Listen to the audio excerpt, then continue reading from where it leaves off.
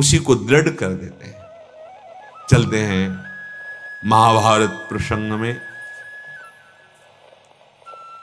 दुर्योधन ने 11 क्षोणी सेनाओं के 11 सेनापति बनाए और सबके ऊपर प्रधान सेनापति महाबली गंगानंदन भीष्म जी को अभिषिक्त किया। भीष्म जी का जब अभिषेक हुआ प्रधान सेनापति के पद पर, दुर्योधन ने प्रणाम करके कहा कि पितामह, विजयश्री आपके चरणों में है, अर्थात मैं मस्तक झुकाता हूं, आप ही मेरी विजय है। तो उन्होंने कहा, वत्स दुर्योधन, पांडवों की सेना के 10,000 महारथियों को रोज मारूंगा, लेकिन पांडवों को नहीं। और अगर पांडव हाथ जोड़कर हमसे सलाह पूछेंगे तो विजय की सलाह उन्हीं को प्रदान करूंगा, क्योंकि मेरा जैसा वात्सल्य तुम्हारे ऊपर है वैसा पांडवों के ऊपर है। और एक बात खास, शिखंडी मेरे सामने ना आने पावे कभी, क्योंकि जब वो मेरे सामने आएगा तो मैं अपना धनुष बाण रख दूंगा। मेरे सामने वो आज भी अंबा ही है, वो स्त्री ही अंबा ही है। मैं स्त्री पर प्रहार नहीं करता, मुझे वो शिखंडी पुरुष रूप में नहीं दिखाई देता, मुझे अंबा दिखाई देता है। उन्होंने कहा, भगवान ऐसा क्यों? अरे कोई पूर्व में स्त्री रहा हो और इस जन्म में पुरुष बन गया हो तो फिर ऐसा, आपको तो पुरुष मानना ही चाहिए। तो उनका, मैं जानता हूं, उसके पूरे चरित्र को जानता हूं। जब मैं काशी नरेश के दरबार से, जहां स्वयंवर रचा गया था, बलात् सब राजाओं को परास्त करके इन 3 राजकुमारियों का बलपूर्वक, वहां ये शर्त रखी गई, अलग अलग स्वयंवरों की शर्त होती, बलपूर्वक राजाओं को पराजित करके अपहरण करना। महाराज विचित्रवीर्य के लिए हस्तिनापुर सिंहासन में जो आरूढ़, उनके लिए उन 3 राजकुमारियों का बलपूर्वक मैंने अपहरण किया और समस्त राजाओं को परास्त किया। ये जो अंबा की इतनी बड़ी हानि हुई, उसका कारण प्रधान गलती अंबा की थी, जो आजकल बच्चे बच्चियां बिल्कुल नहीं जान रहे हैं। जब तक पाणिग्रहण संस्कार न हो तब तक ब्रह्मचर्य का पालन करते हुए माता पिता की अधीनता स्वीकार करनी चाहिए। स्वतंत्र वृत्ति से किसी बच्चे बच्ची को यह नहीं है कि आज इससे बॉयफ्रेंड ब्रेकअप, फिर उससे बॉयफ्रेंड, नहीं, आपका जीवन बर्बाद हो जाएगा, आपका भविष्य, आपका चरित्र, आपकी श्री कीर्ति तेज सब नष्ट हो जाएगा। अब धर्म की बात सुनना नहीं चाहते, पढ़ना नहीं चाहते, चलना नहीं चाहते। गलती हो गई अंबा से, शाल्व से अपनापन कर बैठी और छुप छुप करके मिलती रही। हम इसीलिए जब कभी अवसर आता है तो बच्चों से कहते हैं और उनके माता पिता से कहते हैं कि आप मित्रवत व्यवहार कीजिए, बच्चों को इतना प्यार दीजिए कि अपनी गलती को आपसे कहने में संकोच न करें, और आप इतना सपोर्ट कीजिए कि आपके प्यार के बल से वो हर गलती पर विजय प्राप्त कर ले।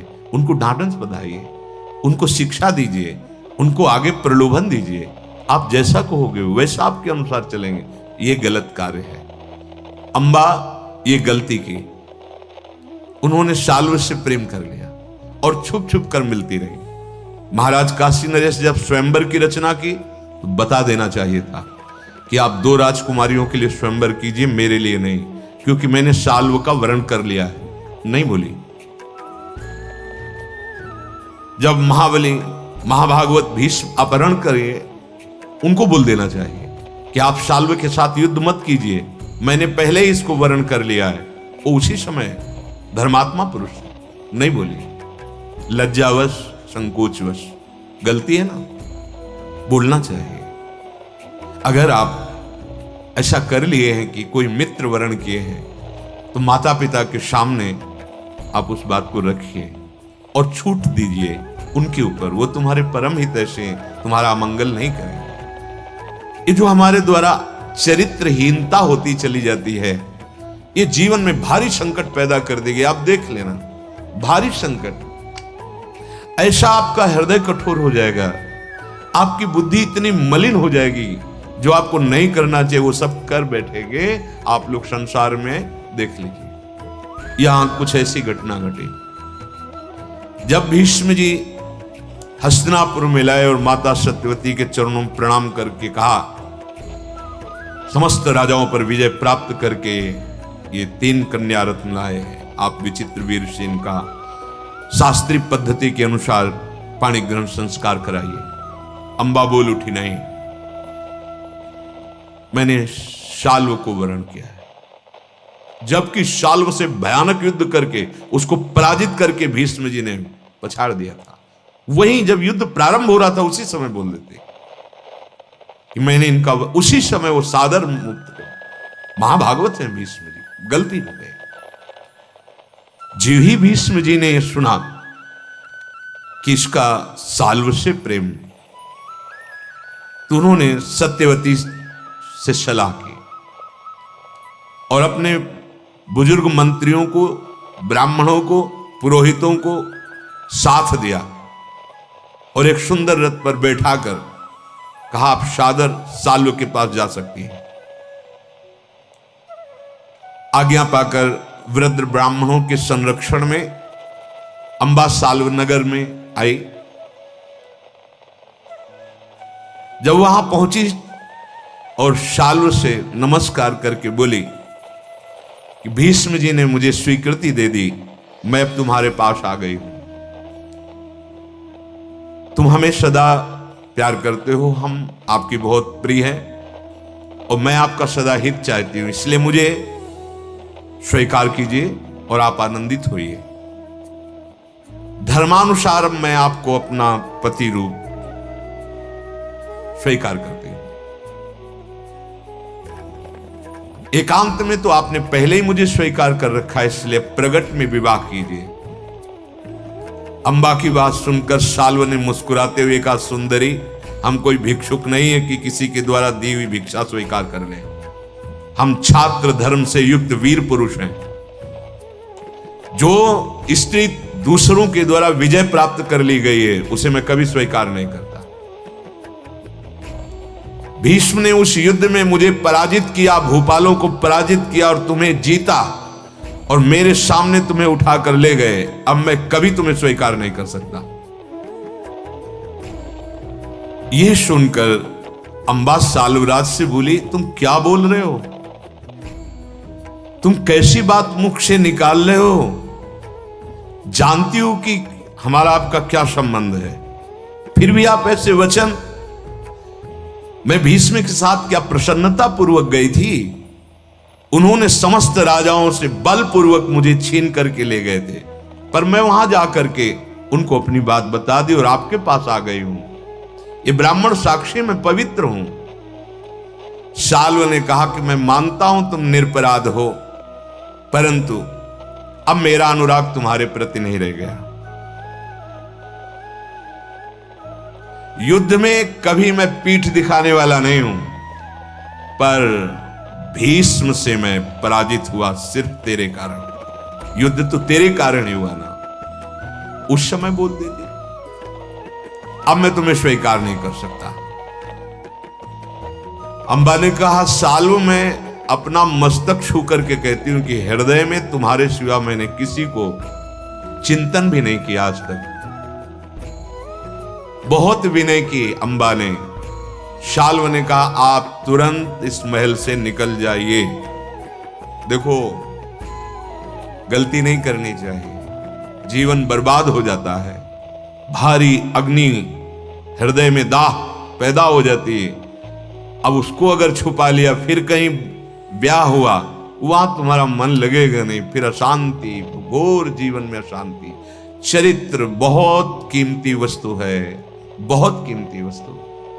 पावन चरित्र वाला कीर्तिवान, यशस्वी, धनवान, तेजवान, कुलवान ऐसे होते हैं। चरित्र को मत दूषित कीजिए। चरित्र एक बहुत बड़ी नींव है, उन्नति के लिए बहुत आवश्यक है, लौकिक और पारलौकिक उन्नति के लिए। अंबा रोती हुई महल से निकले। हुकुम, जैसा आदेश, क्योंकि वहां तो अगर नहीं निकलती तो फिर धक्का मार, सैनिक है। नगर से निकलते समय उसने चिंतन किया कि मेरी जैसी दुर्भाग्य वाली युवती अब इस पृथ्वी पर नहीं होगी, कहीं की नहीं रह गई। मैं अपने पिता के यहां नहीं जा सकती क्योंकि जीती गई हूं, और ये बात कह नहीं सकती क्योंकि शर्म की बात है, पाणी ग्रहण हुआ नहीं था, छुप के मिलना। राजा शाल्व ने मुझे त्याग दिया, जिसको मैं अपने प्राण समर्पित की हुई थी। हस्तिनापुर जा नहीं सकती क्योंकि भीष्म ने जीता और वो वर्ण करेंगे नहीं, और मैं जो जीता नहीं है ऐसे विचित्र वीर को अपना पति मान नहीं सकती। बड़ी दुर्व्यवस्था हृदय में, क्या करूं? मेरे जीवन को बर्बाद करने वाला ये भीष्म ही है। अंबा ने निश्चय किया। हमें लगता है कि हमसे गलती हो गई, अंबा को लगा, आज लगा हमसे गलती हो गई, अन्याय हो गया। अतः मैं भारी तपस्या के द्वारा या किसी महाबली को अपने अधीन करके पहले भीष्म का वध करवाऊंगी, फिर आगे देखूंगी। पहला मेरा कर्तव्य होगा भीष्म का वध करना। परंतु पृथ्वी में तो कोई राजा ऐसा है नहीं जो भीष्म का वध कर सके। भीष्म को परास्त करने वाला कोई हमें मिलेगा तो जरूर संसार में। मैं खोजूंगी पूरा जीवन इस बात के लिए कि कोई भीष्म को मारने वाला मुझे मिल जाए। अब वो अपने अंदर के भाव को छुपाए हुए महर्षियों के आश्रमों में भ्रमण करने लगी। आश्रम में जाते तपस्वियों के बीच में सुरक्षित रह करके फिर उनसे अपने हृदय की जलन की बात कहती। अंबा के हृदय में जो जो जीवन में बीता वो सब ऋषियों से, सैखावत्य नाम के महामहिम तपस्वी ऋषि थे, उन्होंने सुना। उन्होंने कहा तुम्हारी अवस्था और तुम्हारी दशा ये दोनों मुझे सहन नहीं होती। नौ किशोरी तुम्हारी अवस्था है और तुम्हारी ऐसी दुर्दशा, अब तुम किसी और मुनियों के आश्रम में मत जाओ, यही निवास करो, कोई उपाय खोजता हूं। संत महात्माओं का स्वभाव है ऐसा, और उनका प्रभाव ऐसा होता था, कभी किसी को संशय नहीं होता था, छल कपट संशय नहीं। भूल न देह कुमारक पाओ, जो संसार से भयभीत है तो जैसे बच्चा अपनी मां की गोद में, ऐसे संतों की शरण में आके निश्चिंत हो जाते। छल कपट पाखंड दम। अंबा अपने हृदय की अग्नि को दबाए हुए वहां महातपस्वी सैखावत मुनि के आश्रम पर रहने लगी। तुम क्या चाहती हो अंबा, मैं क्या कर सकता हूं तुम्हारे लिए? अंबा ने कहा भगवान, मैं आखिरी में तो सन्यास धर्म स्वीकार कर सकती हूं, पर अभी मेरे हृदय में या आप तो दुष्कर तपस्या का आदेश कीजिए या किसी ऐसे से मिला दीजिए एक बार जो मेरे हृदय की जलन मिटा सके, भीष्म का वध कर सके। पहला हमारा लक्ष्य, या तो तपस्या के द्वारा मैं वध करूंगी और या किसी को मिला दीजिए। मेरे जीवन को बर्बाद करने वाले भीष्म हैं। मैं अपने माता पिता स्वजनों के पास जा नहीं सकती, ऐसी लज्जा का कार्य। राजा शाल्व ने मुझे त्याग दिया है, अब मेरा जीवन केवल दुख ही दुख है, कहां भटकूं? हे महान तपस्वी, हे निष्पाप ऋषियों, मैं चाहती हूं कि अब या तो मुझे तपस्या का उपदेश करो या ऐसे महापुरुष का परिचय बताओ जो मेरी इस दुख का निवारण कर सके। ऋषियों ने कहा कि सन्यास मार्ग द्वेष पूर्वक नहीं लिया जाता, कि किसी से दुखी होकर द्वेष करके लड़ाई झगड़ा करके, ये ऐसा मार्ग नहीं, वो निभ भी नहीं पाएगा। नारी मुई घर संपत्ति नासी, मूड मुड़ाए भय सन्यासी, ऐसा नहीं होता। सब सुख सुविधाएं हैं, लेकिन सच्चिदानंद भगवान की प्राप्ति के लिए या आत्मबोध के अनुभव के लिए वो अपने संपूर्ण सुखों का राग त्याग कर वैराग सन्यासी, ऐसा है। जो किसी सुविधा के लिए ये भेष रखता है तो दुविधा में फंसा रहता है, दम्भ अपना राज्य कर लेता है, फिर बात नहीं बनती। जो भगवत प्राप्ति के लिए, हर दुख सहने के लिए, हर अपमान सहने के लिए, वो सन्यास धर्म का अधिकारी, वो वैराग्य मार्ग का अधिकारी। अंदर देख लेना चाहिए, सुविधा देख करके बाबा जी नहीं बनना चाहिए। नहीं, उदर पोषण, शरीर, वस्त्र, ये सुविधा मिलेगी, पर काम, क्रोध, लोभ, मोह, मद, मत्सर, इनको मिटाने की तुम्हारे अंदर सामर्थ्य नहीं रहेगी। फिर क्या खोखला जीवन, न परमार्थ के रहे न व्यवहार के रहे। इसलिए अंबा, मेरी सलाह है कि तुम अपने पिता का आश्रय काशी नरेश का लीजिए, क्योंकि बिना आश्रय के तुम्हें इस तरह दुख पूर्वक भटकना नहीं चाहिए। जब ऋषियों ने ऐसा उपदेश किया, तब अंबा उसी आश्रम में बैठकर विचार कर रही कि क्या करूं, घर जा नहीं सकती, अब किससे कहूं। ऋषि जन कहते हैं अपने माता पिता के पास जाओ। उसी समय भगवत लीला ऐसी कि महान तेजस्वी राजर्षि होत्रवाहन जी वो पधारे, जिनकी बेटी की बेटी है अंबा है, ये मानो नाना इनके लिए, और वो राज त्याग करके भारी तपस्या में संलग्न थे। ऐसे ही शेखावत मुनि से मिलने के लिए वो वहां गए।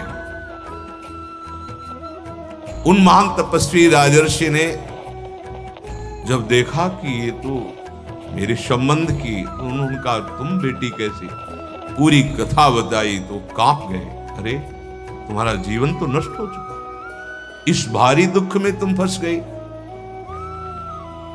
बेटा कैसे तुम्हारा दुख हो, मैं क्या कर सकता हूं तुम्हारे लिए। कहा बस मेरे हृदय की जलन शांत करने के लिए कोई महाबली पुरुष चाहिए। तो उनका है, मेरे परिचय में है, महान तपस्या परायण, अद्वितीय, विश्व विजय किए हुए जमदग्नि नंदन भगवान परशुराम।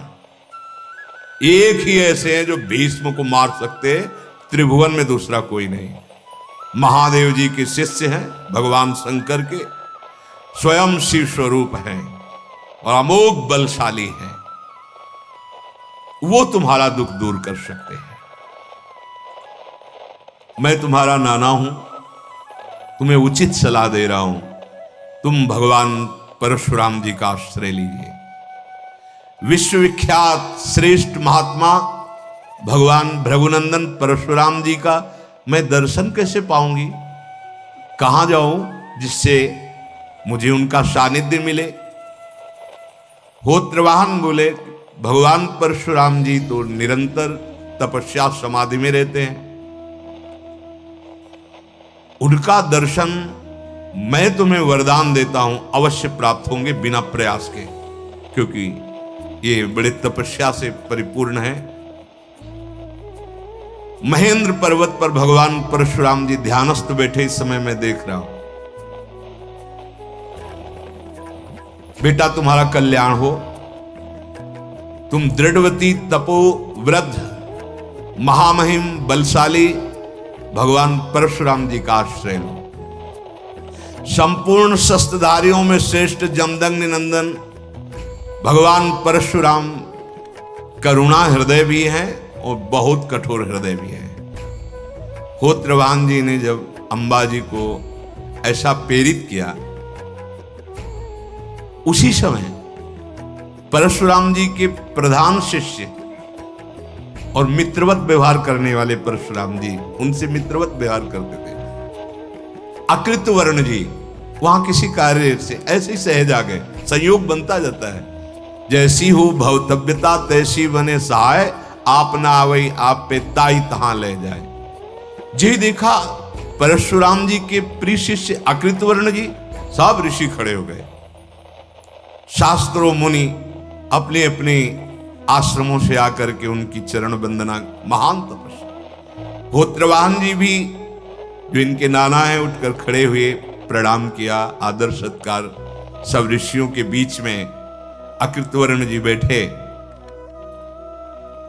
वार्तालाप प्रारंभ हुई। जब कुशल मंगल अपनी अपनी तपस्या की चर्चा हो गई, तब होत्रवाहन जी ने कहा कि ये अम्बा ऐसी ऐसी परिस्थिति को प्राप्त हो गई है, परशुराम जी के दर्शन करना चाहती है। कैसे दर्शन हो सकते हैं? अकृतवर्ण ने कहा, राजन, परशुराम जी तो ध्यानस्थ रहते हैं,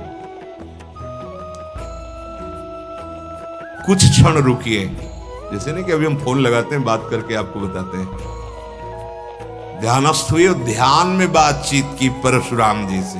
भगवान, ऐसे ऐसे सब ब्रह्म ऋषि और यहां एक अंबा नाम की कन्या विराजमान है, ऐसी ऐसी वार्ता है और वो व्याकुलता पूर्वक आपका दर्शन करना चाहती है। ध्यान से हटे और कहा, मुझे पता चल गया है कल प्रातःकाल भगवान परशुराम जी दर्शन देने आ रहे हैं। बातचीत होगी। ये है, पहले ऐसे बात होती थी, अब नंबर मिला करके बात होती है। आ रहे हैं वो, अंबा तुमसे मिलने आ रहे हैं। जा पर जेकर सत्य सने हो, सोते ही मिले न कछ संदेह। भगवान सब विधान बना देते हैं। अब तुम्हें कहीं नहीं जाना है, बस रात्रि व्यतीत करो। प्रातःकाल भगवान परशुराम पधार रहे हैं। पर मैं जानना चाहता हूं, तुम हमारे प्राणाराध्य भगवान परशुराम जी का दर्शन किस कामना से करना चाहती हो? किसकी पुत्री हो? होत्रवाहन बोले, ये मेरी दौहित्री है, पुत्री की पुत्री है। काशीराज की परम प्रिय ज्येष्ठ पुत्री है। अपनी दो छोटी बहनों के साथ स्वयंवर में उपस्थित हुई थी। इसका नाम अंबा है। इसकी छोटी बहनें अंबिका, अंबालिका नाम कहलाती हैं। काशीपुरी से इन्हीं कन्याओं के लिए भूमंडल का समस्त क्षत्रिय समुदाय एकत्र हुआ था। स्वयंवर का आयोजन हुआ। महातेजस्वी महापराक्रमी गंगानंदन भीष्म जी ने समस्त राजाओं को जीतकर तीनों कन्याओं का अपहरण किया। भीष्म का हृदय वात्सल्य से युक्त था। इन कन्याओं के प्रति कोई आकर्षण नहीं। परम शुद्ध हो तो ब्रह्मचर्य से युक्त है, आजीवन ब्रह्मचर्य। वो अपने भाई के लिए, हस्तिनापुर नरेश के लिए, जैसे अपने बच्चों को, ऐसे वो अपहरण करके ले गए। भीष्म ने सत्यवती के सामने कन्याएं सौंपी। विचित्र वीर का विवाह करने की आज्ञा दी। तब ये अंबा ने अपनी बात बता दी कि मैं शाल्व से, भीष्म जी ने मंत्रियों के साथ इसको शाल्व के पास भेजा। शाल्व ने अंबा के चरित्र पर संदेह करके उसे त्याग दिया। अब वो महान दुख से व्याकुल होकर के यहां आई हुई है। अकृतवर्ण ने पूछा, लज्जा छोड़ो और बोलो, हमारे गुरुदेव से तुम क्या चाहती हो? जो आप भगवान परशुराम जी से चाहते हो, पहले मुझे निवेदन कीजिए, मैं देखूं वो बात कहने योग्य है कि नहीं, या उसमें क्या संभालना है। अंबा ने कहा, मैं भीष्म का सर्वनाश चाहती हूं। अकृतवर्ण ने कहा, भीष्म का सर्वनाश की शाल्व का? क्योंकि शाल्व पहले तुम्हारे मित्र बने रहे, फिर तुम्हें ठुकरा दिए, तो तुम्हें बदला लेना चाहिए शाल्व से, भीष्म से क्यों? गंगानंदन भीष्म तो परम बुद्धिमान है, धर्मात्मा है, भगवान परशुराम जी के शिष्य हैं।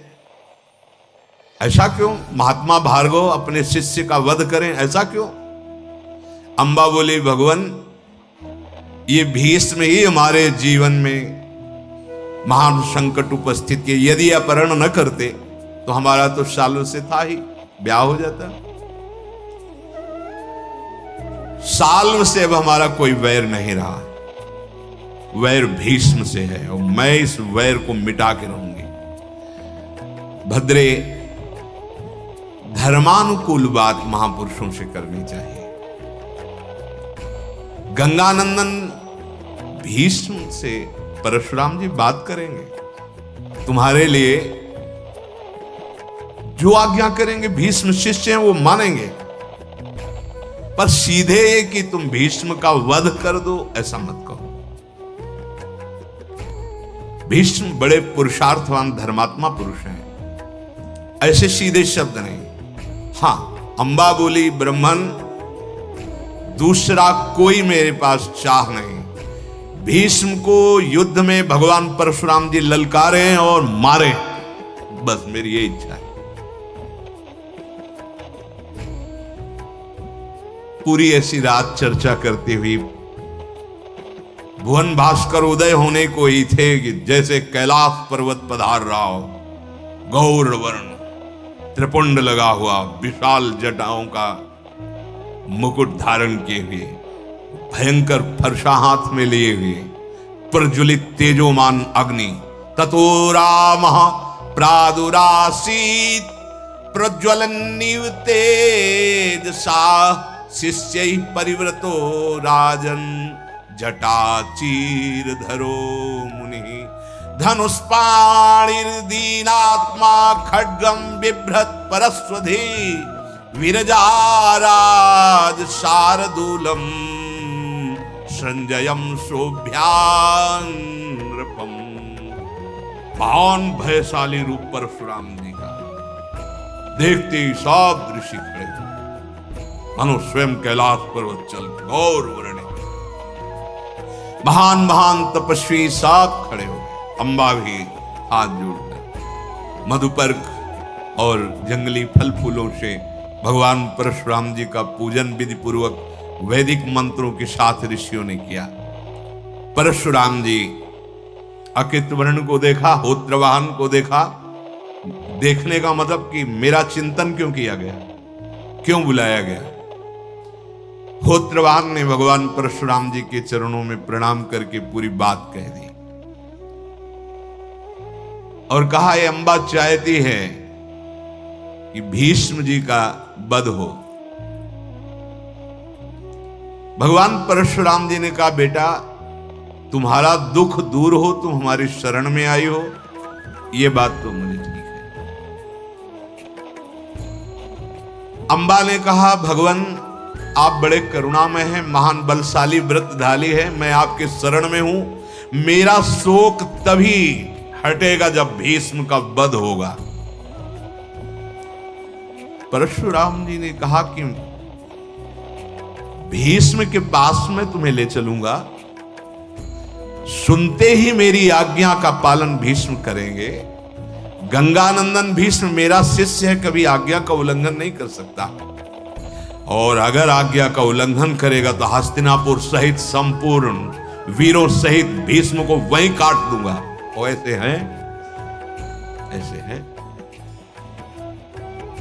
अगर साल्व के पास तो केवल मैं सूचना भेजूंगा, घुटने के बल साल्व यहां आएगा और तुम्हें प्रणाम करके ले जाएगा और कभी तुमसे कटुवचन भी नहीं बोलेगा। बोलो क्या करो। अंबा बोली, भृगुनंदन अब साल्व में मेरा अनुराग नहीं रहा, क्योंकि मैंने इतना प्यार किया और उसने मुझे ठुकरा दिया, चरित्र पर संदेह कर दिया। मैं साल्व के पास तो अब नहीं जाना चाहूंगी, बस एक ही विचार मेरे अंदर रह गया है, हे महान भृगु सिंह, भीष्म को ललकारी और मार डालिए। ये बड़ा विचित्र राग द्वेष का स्वभाव बन जाता है। अंबा के ऐसा कहने पर कि भीष्म को मार डालिए, भगवान परशुराम जी ने बार बार विचार किया कि भीष्म कैसे वध करे, वध करने योग्य। भाविनी, मैंने संकल्प ले रखा है, जब 21 बार क्षत्रियों का पूरे विश्व में संहार किया तो मेरे पितामह जन आकर मुझे संकल्प दिला गए कि बिना ब्राह्मणों की आज्ञा के अस्त्र नहीं उठाना। अंबा ने कहा, भगवान ये सब ब्राह्मण ही तो बैठे हैं, ये सब ब्रह्म ऋषि बैठे हैं, सब मैं सबके चरण छूंगी और आपको आज्ञा दिला दूंगी आपको। परशुराम जी ने कहा, काशी राजपुत्री तू पुनः सोच ले, तेरे लिए भीष्म बंदनी नहीं, समस्त जगत के लिए बंदनी है वो। तथापि मैं कहूंगा तो तेरे चरणों में वो मस्तक रख देगा, पर वध की बात नहीं। अंबा बोली, हे महाबली राम, मैं आपकी शरण में हूं और शरणागत की रक्षा करना शरण का कर्तव्य होता है। आप ललकारिए, भीष्म को ललकारिए, युद्ध कीजिए, मार डालिए, बस दूसरी कोई बात नहीं। परशुराम जी ने फिर निश्चय किया, जब शरण में आई हो तो जैसा कहोगी वैसा ही करेंगे। समस्त ऋषियों से आए, आज्ञा ली कि यदि भीष्म हमारी आज्ञा का पालन नहीं करते तो युद्ध के लिए आपकी आज्ञा है, अस्त्र उठा सकता हो। ब्रह्म ऋषियों ने कहा, एक कन्या आपकी शरण में है प्रभु, यदि भीष्म युद्ध की स्पृहा रखते हैं तो आप युद्ध कर सकते हैं। बस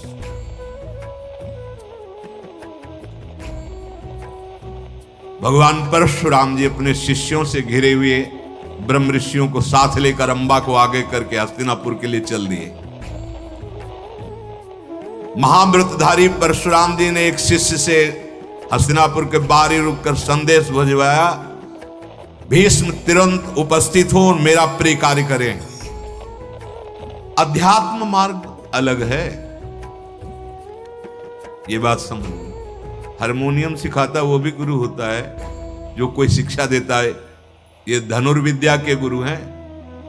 अध्यात्म बोध वाला अलग, सबसे अलग भाव है भगवत मार्ग।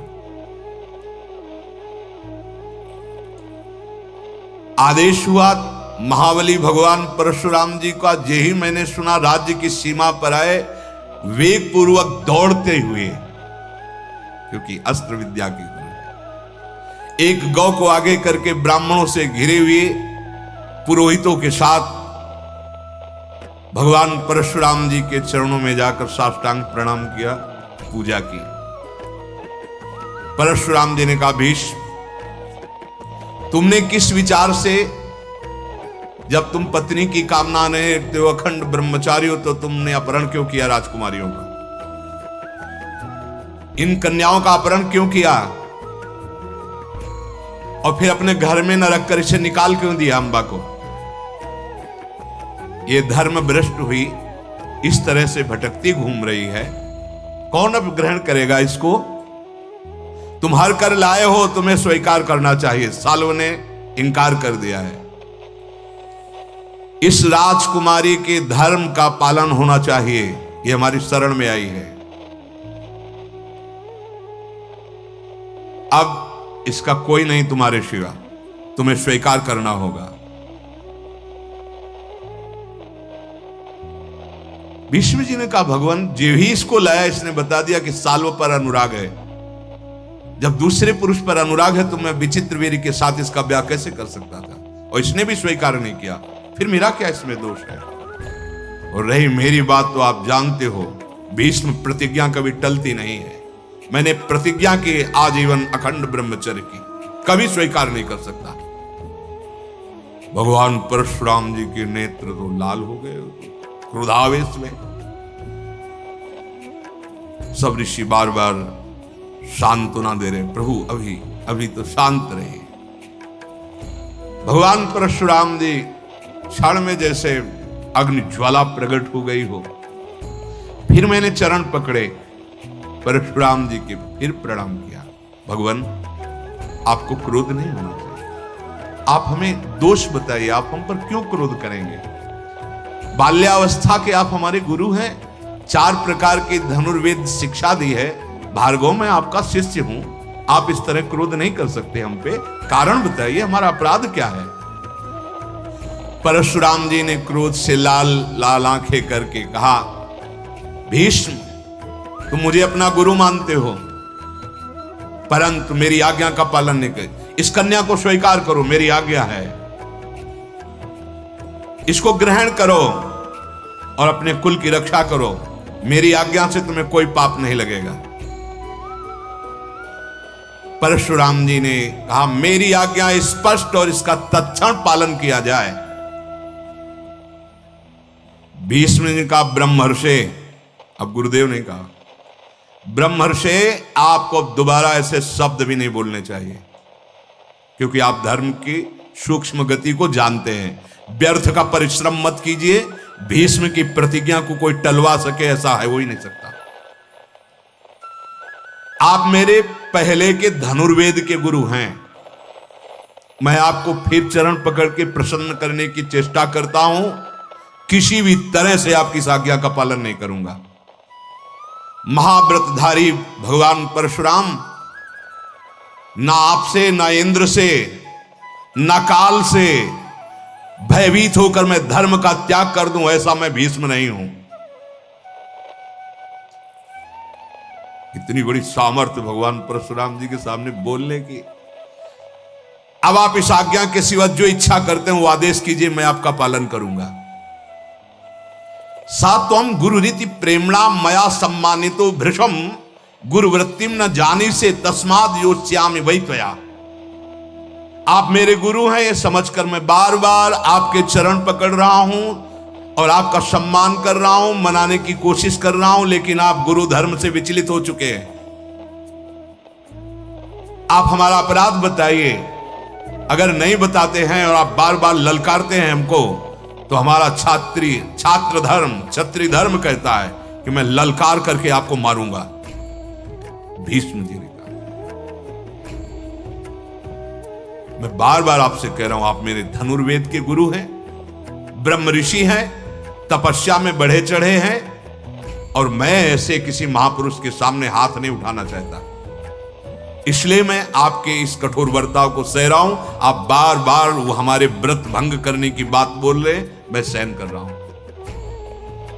पर आप इस समय ब्रह्म ऋषि बनकर यहां नहीं आए। आपके हाथ में धनुष है, पीठ में तुड़ीर है, हाथ में फरसा है, नेत्रों में क्रोध है, वचन में वज्र है। इसलिए आपको मार डालने पर हमें ब्रह्म हत्या का पाप नहीं लगेगा। मैं इस समय छात्र धर्म से बोल रहा हूं। भीष्म जी बड़े धर्मात्मा। अंबा को ग्रहण नहीं करूंगा, स्पष्ट। अब इसके आगे जो न्यायोचित धर्म हो आप आज्ञा कीजिए, मैं उसका पालन करूंगा। परशुराम जी ने कहा, फिर समरांगण में हमारा तुम्हारा द्वंद्व युद्ध। तो उनका, भगवान आप जानते हैं अपने बाहुबल को और मेरे भी बाहुबल को। मैं ऐसा अलौकिक पराक्रम दिखाऊंगा कि आज 21 बार क्षत्रियों का विनाश करने वाला ऐसे क्षत्रिय को देखा ही नहीं होगा। भीष्म जी ने कहा, मैं आपके चरणों में झुककर प्रणाम करके कहता हूं, कुरुक्षेत्र में मैं आपको ललकार करके मार डालूंगा। भीष्म, हे परशुराम, यदि मैं सैकड़ों पवित्र बाणों से आपको जर्जरित न कर दूं तो गंगा नंदन भीष्म नहीं कहलाऊंगा। तपोधन, फिर हाथ जोड़ के कहता हूं, लौट जाइए। ये है छात्र धर्म। परशुराम जी क्रोधावेश में मुस्कुराए। लौटना परशुराम को, तो फिर कुरुक्षेत्र में पधारिए, हस्तिनापुर की सीमा से बाहर चलिए, जहां अपने अपने पितामहों को 21 बार दुरंत स्वभाव वाले क्षत्रियों का नाश करके रक्त की जो जलांजलि जैसे दी जाती है, ऐसे रक्तांजलि दी है, मैं वहीं तुम्हें मार करके तुम्हारी आत्मा को शुद्ध करूंगा। भीष्म जी ने कहा, परशुराम, आप भारी सभाओं में अपने मुख से प्रशंसा करते हैं, मैंने अकेले संसार के क्षत्रियों को काट काट करके विजय प्राप्त की। तो उत्तर सुन लीजिए, उस समय भीष्म नहीं पैदा हुआ था। भीष्म जैसा क्षत्रिय ना उत्पन्न हुआ है, ना उत्पन्न होगा। और सत्य बोल रहे हैं, क्योंकि अष्ट वसुओं में से वसु है, कोई साधारण थोड़ी है। बार बार घास फूस में आग लगा देने से कोई वीर नहीं होता। वो घास फूस क्षत्रिय थे। प्रज्वलित ज्वाला को तुम बुझा नहीं सकते अपनी किसी भी वृत्ति से। मैं दुर्बल क्षत्रिय की भांति तुम्हारे आगे नहीं झुका हूं, मेरे गुरुदेव इसलिए झुक रहा हूं। आपने आदेश किया युद्ध का, तो इस अभिमान का मैं नाश निश्चित करूंगा आपके। परशुराम जी ने जब ऐसे कठोर वचन भीष्म के सुने तो बहुत ठाका मार के हंसे। चेला बहुत जोर का है। हाँ, कि ऐसा परशुराम जी से, अरे जिधर देख ले तो घुटनों के बल हो जाए केवल। चितवत मन हो निशाने, ऐसे सहज चितवत मन हो और ऐसे जिसकी तरफ देख लिया जो प्रणाम कर रहे हो समझ रहा है बस काल हमारा समय पूरा हो गया। ऐसे परशुराम जी को ऐसे वचन ठहाका मार के अट्टहास करके हंसे, बोले सौभाग्य की बात कि मेरा शिष्य मेरे सामने ऐसा बोल रहा है और रण क्षेत्र में आज अपने शिष्य की सारी हेकड़ी निकालूंगा। भगवान परशुराम जी कहेंगे, देखना भीष्म, अभी तुमने परशुराम की प्यार भरी शिक्षा देखी है, कुरुक्षेत्र में देखना परशुराम के बाणों का और परशुराम के फरसे का चमत्कार। जाओ अपनी मां गंगा से प्रार्थना कर दो कि वो रोए ना बाद में। भगवान परशुराम जी ने कहा, क्योंकि तू निश्चित मारा जाएगा और गंगा देवी तेरे शव को लेकर रुदन करेंगी। पवित्र भागीरथी, सर्वस्व पाप का नाश करने वाली गंगा, यद्यपि ये दुख पाने योग्य नहीं थी, पर तुम्हें बल का अभिमान है तो परशुराम निश्चित तुम्हें मारेगा। भीष्म, अब तुम नहीं बच सकते। अब तो भगवान परशुराम जी और भीष्म की पहले कटु वार्ता हुई। भगवान परशुराम जी ने कहा, जाओ रथ सजा के आओ, कुरुक्षेत्र में हम इंतजार कर रहे हैं। भीष्म जी ने परशुराम जी की 4 परिक्रमा की, साष्टांग दंडवत की। धर्म देख लो, गए और माता सत्यवती से कहा कि भृगुनंदन ललकार रहे हैं, हमें युद्ध करना पड़ेगा। ब्राह्मणों से स्वस्तिवाचन कराया गया। बड़ा ही मजबूत चांदी से मढ़ा हुआ रथ, श्वेत घोड़े, व्याघ्र चर्म से ढका हुआ पूरा रथ और दिव्य अस्त्र, बहुत ही सुशिक्षित कुलीन अश्व और समस्त अश्व संचालन में पांडित्य से युक्त सारथी, श्वेत वर्ण का कवच, श्वेत ही धनुष, श्वेत ही वस्त्र, श्वेत ही पाग, छत्र श्वेत। भीष्म पितामह जी विजय सूचक ब्राह्मणों से आशीर्वाद लेकर हस्तिनापुर से निकलकर कुरुक्षेत्र सम्रांगण में गए। मन के समान चलने वाले घोड़े भीष्म जी के थे। सामने देखा अकेले परशुराम जी खड़े और दूर ब्रह्म ऋषि जन। भगवान परशुराम जी को दृष्टि में देख करके पहले प्रणाम किया, फिर भीष्म जी ने अपना शंखनाद किया। अब तो बड़े बड़े देवता गंधर्व सब उपस्थित हो गए। भगवान परशुराम, गुरु चेला का युद्ध हो रहा है। भीष्म जी, परशुराम जी। उस समय समस्त प्राणियों का हित चाहने वाली गंगा देवी प्रकट हो गई बीच में। उनका, बेटा भीष्म ये क्या करने जा रहे हो? तुम्हें पता है जमदग्नि नंदन भगवान परशुराम, इनके चरणों में बार बार झुको और मैं भी झुकती हूं जाकर, उनसे याचना करूंगी कि वो तुमसे युद्ध न करें। बेटा तुम्हें ऐसा आग्रह नहीं करना चाहिए। जमदग्नि नंदन परशुराम को समर भूमि में कोई पीछे कर दे, परास्त कर दे, आज तक ऐसा नहीं हुआ। क्षत्रिय हंता परशुराम महादेव जी के शिष्य है, महादेव जी के समान है। तुम नहीं जानते हो, मैं महादेव जी की जटा में रहती हूं, इसलिए मुझे पता है कि महादेव जी के शिष्य हैं, कितने बली हैं। बिल्कुल युद्ध नहीं करना चाहिए। भीष्म जी ने गंगा देवी को प्रणाम करके कहा, मां मैंने कोई अपराध नहीं किया है, स्वयंवर ही था वीरतापूर्वक अपहरण करने का, और इसने अंबा ने कुछ नहीं बोला। अगर मुझे पता होता तो मैं क्यों अपहरण करता? मेरा कोई अपराध बता दो। और फिर क्षत्रिय धर्म से युक्त ये ललकारेंगे महाराज, तो हम रुकेंगे नहीं।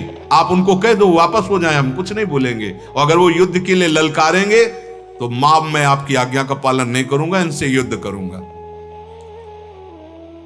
गंगा जी ने परशुराम जी के पास जाकर प्रणाम करते हुए कहा, क्षमा कीजिए भीष्म, आपका शिष्य है, आपके बेटे के समान है, आप क्यों युद्ध करने जा रहे हैं? परशुराम जी ने कहा कि अब ये वापस हो जाए, मैं वापस हो जाऊंगा। अगर ये वापस नहीं हुआ तो मैं पीठ दिखाकर वापस होने वाला। गंगा जी फिर आए भीष्म जी के पास, बोले बेटा वो तुम्हारे गुरु हैं, उनको दाहिने करके तुम वापस हो जाओ हस्तिनापुर को। तो उन्होंने कहा, मां ऐसा नहीं हो सकता, छात्र धर्म कहता है अगर एक बार कोई ललकार दे तो फिर पीठ नहीं दिखाई जाती। अब हम वापस नहीं हो सकते। भगवान परशुराम जी मुस्कुराते हुए बोले, बातें क्या बना रहा है, मां से बाद में बना लेना बातें, पहले आ और देख परशुराम के बाणों का प्रहार तू कैसे सहता है। भगवान परशुराम नंगे पैर जमीन पर खड़े हुए थे और भीष्म जी रथ पर, भीष्म जी रथ से नीचे उतरे, हाथ जोड़ करके प्रणाम किया और कहा, इस स्थिति में मैं आपसे युद्ध नहीं कर सकता। युद्ध करने वाला समान होना चाहिए, समान वाहन, समान बलशाली। तो आप तो ना तो कवच बांधे हैं और न रथ पे हैं, मैं कवच बांधे हूं, रथ पे हूं, ऐसे कैसे युद्ध होगा। परशुराम जी मुस्कुराते हुए बोले, बेटा तुम नहीं जानते हो भीष्म, ये पृथ्वी मेरा रथ है, 4 वेद ही मेरे घोड़े हैं, वायु देवता मेरा सारथी है, वेद माता गायत्री, सावित्री, सरस्वती यही मेरा कवच है और इनसे सुरक्षित होकर मैं रण क्षेत्र में रण यज्ञ करता हूं। ये बाहरी रथ घोड़े हाथी ये सब हमें जरूरत नहीं है। और भगवान परशुराम जी ने एक क्षण में ऐसी बाणों की वर्षा की मानो जैसे मेघ वर्षा करते हैं। भगवान परशुराम जी के तेज को तो जानते ही भीष्म जी। भगवान परशुराम जी के समीप गए, उतरकर 4 परिक्रमा की, साष्टांग दंडवत की। जी ही दंडवत करके उठे, देखा तो उनसे बड़ा रथ और स्वर्ण से मढ़ा हुआ, ऐसा लग रहा था योजनों मानो कोई नगर हो। देखा कि गुरुदेव तो अभी जमीन पे खड़े थे, अब तो दिव्य रथ पे। तब उनका, अभी अभी मैंने मानसिक संकल्प से इस रथ को प्रकट किया है। भगवान परशुराम जी ने भीष्म जी से कहा,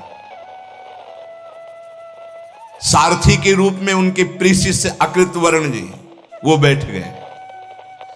भगवान परशुराम जी ने कहा, आओ आओ भीष्म, अब युद्ध कर लो।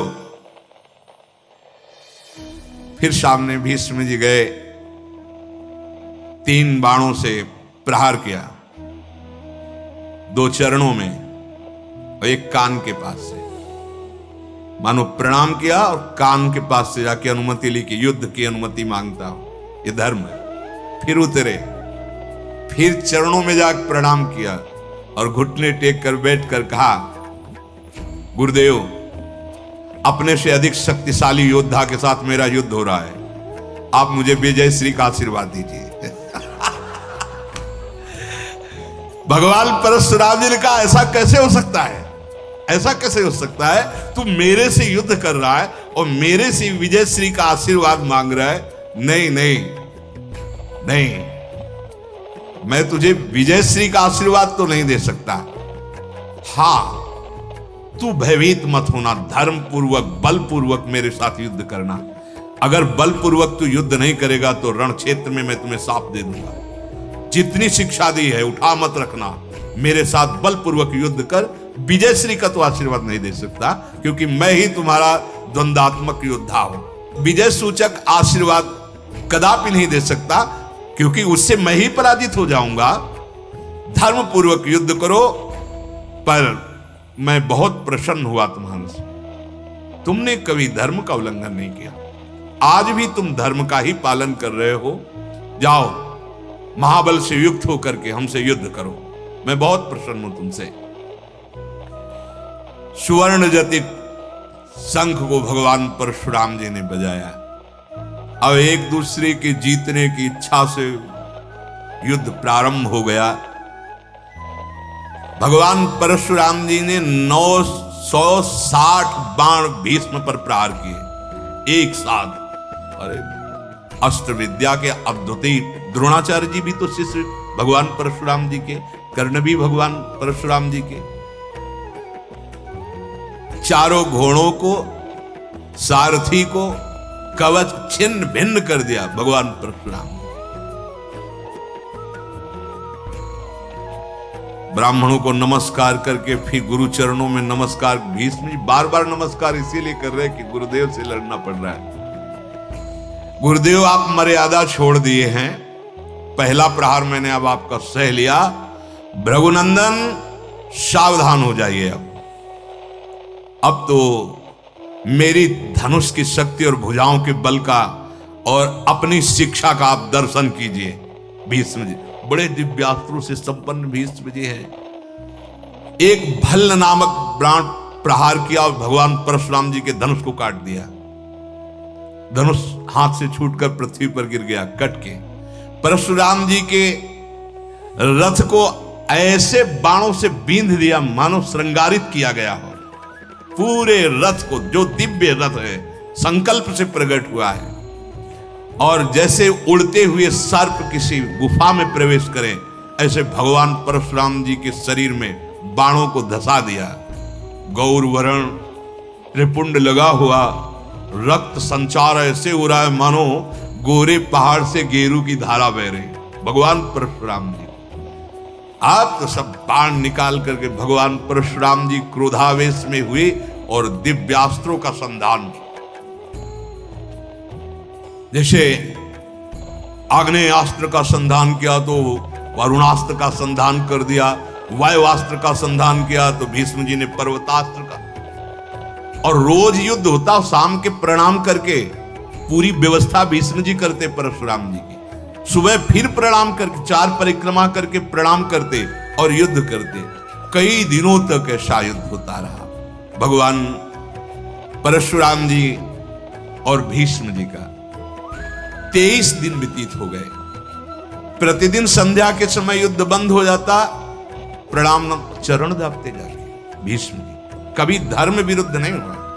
और प्रातः काल ललकार कर भयंकर संग्राम छिड़ 23 दिन व्यतीत हो गए। अब भीष्म जी रात में एकांत में सोच रहे हैं कि जितने दिव्यास्त्र हैं वो सब तो हो गए, अब 24वां दिन लगेगा। अब क्या 23 दिन से तो बराबर भयानक। भगवान परशुराम जी तो गुरु है ना, हर विद्या हर शस्त्र।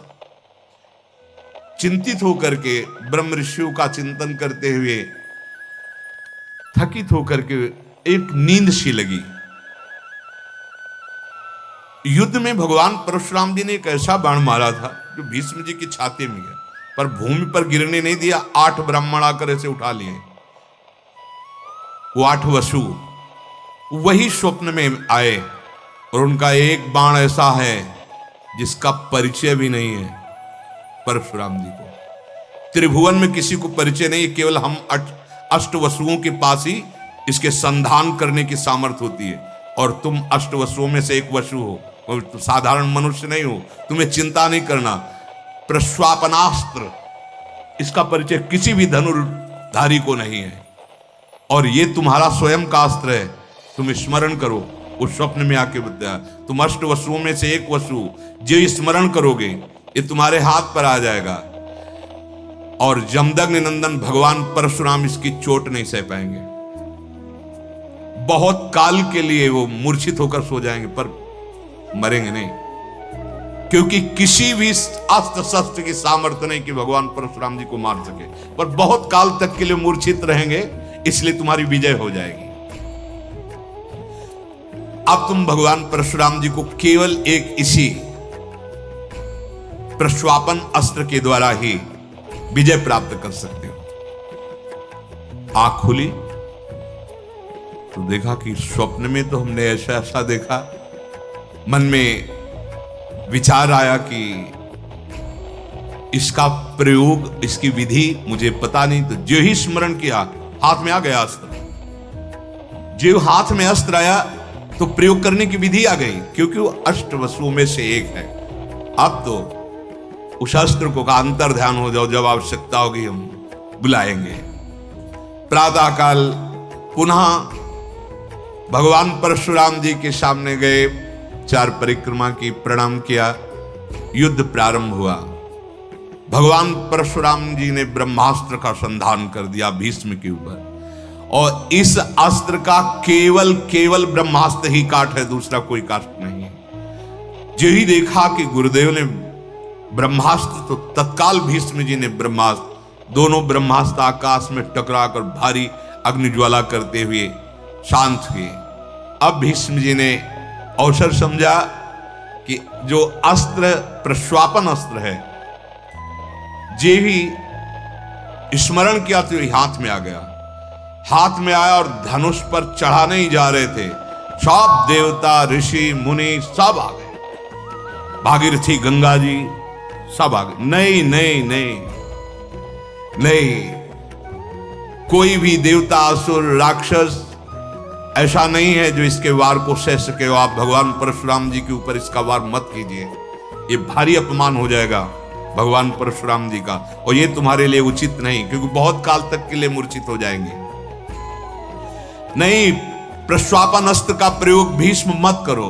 गंगा जी समस्त, फिर देखा कि वही 8 वसु जो स्वप्न में आए थे वही आकाश स्थित है, उन्होंने भी इशारा किया नहीं नहीं, और वही प्रेरणा दे के गए थे, अब इसका प्रयोग मत करो। नारद जी तत्काल आ गए और उनका जानते हो बड़ा विनाशकारी दृश्य उपस्थित हो जाएगा अगर इसे चढ़ा लिया। नहीं, इस अस्त्र का प्रयोग मत करो। परशुराम जी महान तपस्वी, भगवत स्वरूप, ब्राह्मण भक्त, ब्रह्मवेत्ता, परम ब्रह्मचारी और तुम्हारे गुरु हैं, ऐसा अपमान ठीक नहीं रहेगा। भगवान परशुराम जी देख रहे हैं, भीष्म जी संधान करने की मुद्रा में हैं। वसुओं ने इशारा किया नहीं, नारद जी जैसा कह रहे हैं वैसी अब बात मान लो। तुरंत प्रणाम मुद्रा में होकर उस अस्त्र को उतारा और हाथ में लेकर जो ही अंतर ध्यान किया, परशुराम जी रथ से उतर गए और कहा हार गया भीष्म, मैं जानता, इसका प्रभाव जान गया, तुमने उतार लिया और मैं हार गया। क्योंकि सच्चाई तो यही है, अगर गंगा जी नारद जी बड़े बड़े महापुरुष ना रोकते और अस्त्र संधान हो जाता, ये प्रश्वापन अस्त्र, तो बहुत काल के लिए भगवान परशुराम जी मूर्छित होकर गिर पड़ते और ये बहुत बड़ा महाबली का अपमान होता। परशुराम जी प्रसन्न हुए और कहा भीष्म तू विजयी हुआ, तू विजयी हुआ। भगवान परशुराम जी के पितर आ गए और कहा मना किया था आपको कि आपको युद्ध नहीं करना, फिर आपको आदेश करते हैं आप जाइए महेंद्र पर्वत पर और तपस्या में संलग्न हुए। और भीष्म जी ने भगवान परशुराम जी को प्रणाम करके कहा प्रभु आपकी आज्ञा थी धर्म पूर्वक, वैसे ही युद्ध किया है, कोई त्रुटि हो तो क्षमा कीजिए। बोले नहीं, मैं बहुत प्रसन्न हूं तुम्हारे ऊपर, तुमने छात्र धर्म। वो अंबा से भगवान परशुराम जी ने कहा जहां जाना चाहती तू चली जा। अब मेरे बस की बात नहीं रह गई, हमारा सब कुछ हो गया, बस इतने रह गए कि बच गए, नहीं तो जा तू किसी और के पास जा, हमारे अब अंबा के पास कोई साधन नहीं रहे। अंबा ने निश्चय किया मैं तपस्या